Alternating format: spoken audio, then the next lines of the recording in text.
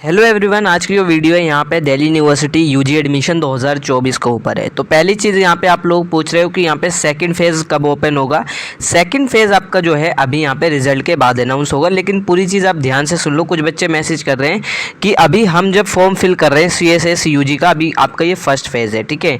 तो अभी आपको एकेडमिक डिटेल फिल करनी है और आपकी जो पर्सनल डिटेल है वही फिल होगी। सेकेंड फेज़ में आपका कोर्स सिलेक्शन होगा। कुछ बच्चे जो कह रहे हैं कि भैया मुझे जैसे BA ऑनर्स हिस्ट्री करना है, या BA प्रोग्राम करना है, या BSc करना है, ठीक है, या BCA या BCA करना है, ठीक है, या BCom करना है। तो ये सब हमारा कब सिलेक्शन होगा, इसे हम कहते हैं कोर्स सिलेक्शन। तो कोर्स सिलेक्शन अभी नहीं ऑप्शन आएगा, कोर्स सिलेक्शन आता है आपका ऑप्शन सेकंड फेज़ में। तो यहाँ पे सबसे पहले मैं आपको CSS UG का बुलेटिन भी दिखा देता हूँ, क्या चीज़ें हैं आप लोग पढ़ लो।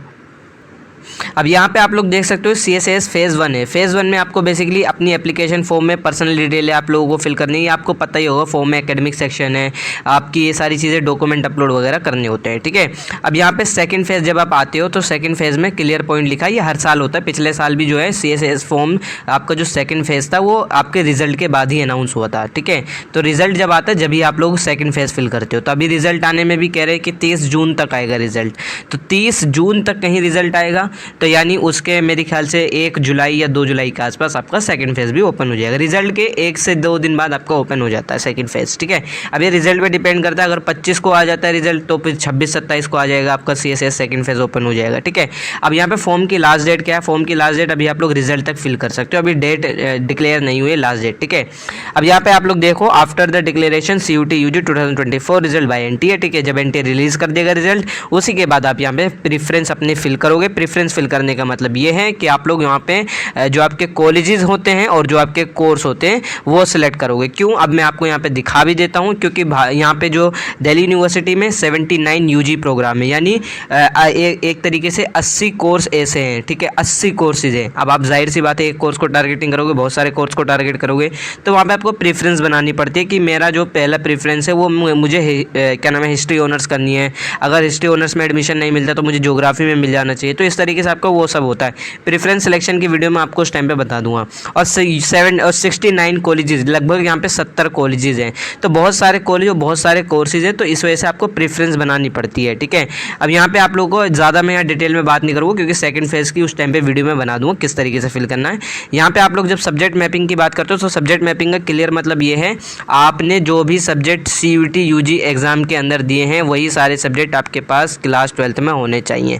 यही आपकी सब्जेक्ट मैपिंग है, सेकेंड फेज़ में से फिल करना होता है, ये ध्यान रखना, ठीक है। अगर आपका for an example CUT UG आपने फॉर्म फिल कर लिया, ठीक है, और आपने CUT UG में CUT UG में आपने जो सब्जेक्ट देकर आए थे, आपने हिस्ट्री दिया, हिंदी दिया, ज्योग्राफी दिया, लेकिन आपके पास हो सकता है हिस्ट्री क्लास 12th में ना हो, तो आपका दिल्ली यूनिवर्सिटी हिस्ट्री कंसिडर नहीं करेगा मेरिट लिस्ट के अंदर, ये ध्यान रखना, ठीक है। अब ये चीज़ आपको ध्यान रखनी है। और सब्जेक्ट मैपिंग में दूसरा एलिजिबिलिटी क्राइटेरिया, आपको मिनिमम 4 सब्जेक्ट देकर आने CUT UG के अंदर।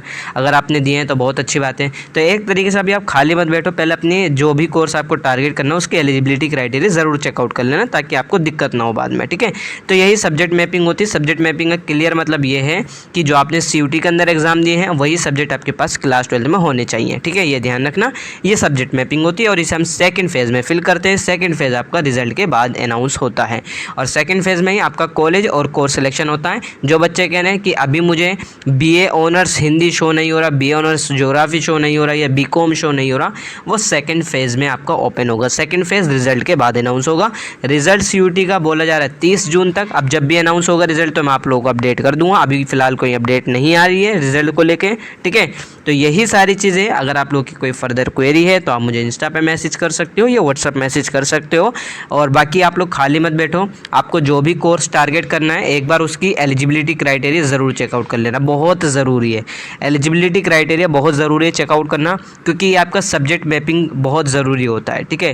कहीं पता चला आपने फॉर्म फिल कर लिया और आपने CUT के अंदर ही गलत सब्जेक्ट देकर आ गए तो आपका एडमिशन नहीं होगा, क्लियर बता रहा हूँ मैं, ठीक है।